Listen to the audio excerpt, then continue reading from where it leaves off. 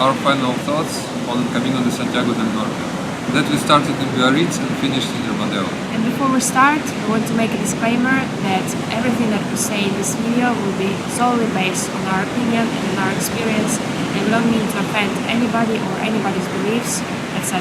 First of all, we didn't understand the main concept of Camino, that is religious concept, and the pilgrim doesn't equal to hiker. And that is because nowadays the Camino became so popular and so commercialized that it's very easy to confuse, and that was our case. The Camino itself showed it to us. Yeah, because the way it goes is for you to be able to get from one same place to the other, from one church to the other.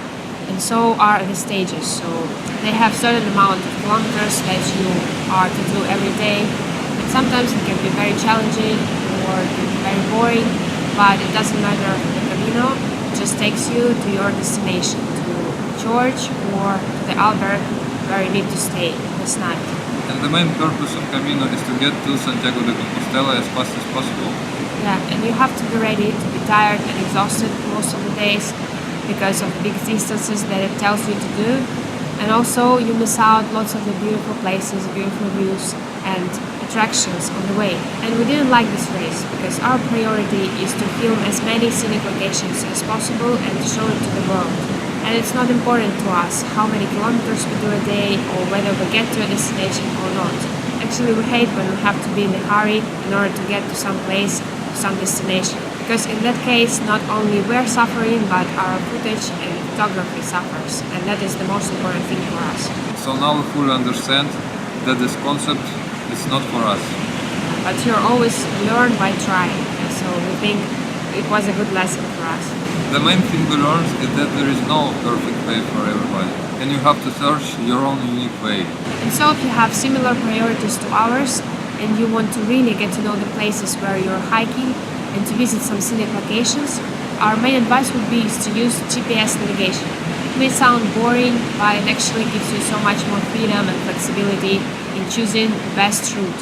And we've personally been using it non-stop all the time, and we are very grateful that it is available to us. It's a great human invention, and without it we would probably stop our Camino way earlier than we did. And thanks to that we were able to visit so many great locations and stunning places that Camino was ignoring. Unfortunately, nowadays Camino is not the same as in old times. We have to face this fact. Lots of routes go in the car roads, sometimes very dangerous, because the traffic pollution is huge in this area. But the places it goes through are amazing. It was our first time at the ocean coast and it's absolutely breathtaking.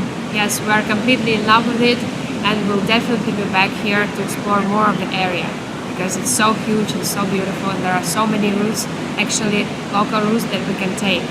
So we'll definitely be back.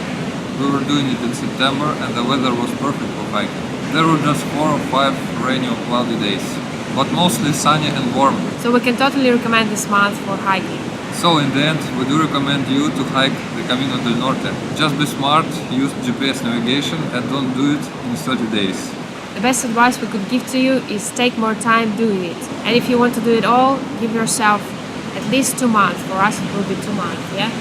And if you don't have so much time, do a part of it to have the best experience possible and more memories to last. And it was our last piece of advice to you. If you have any other questions or suggestions, leave us a comment below. We would love to communicate with you.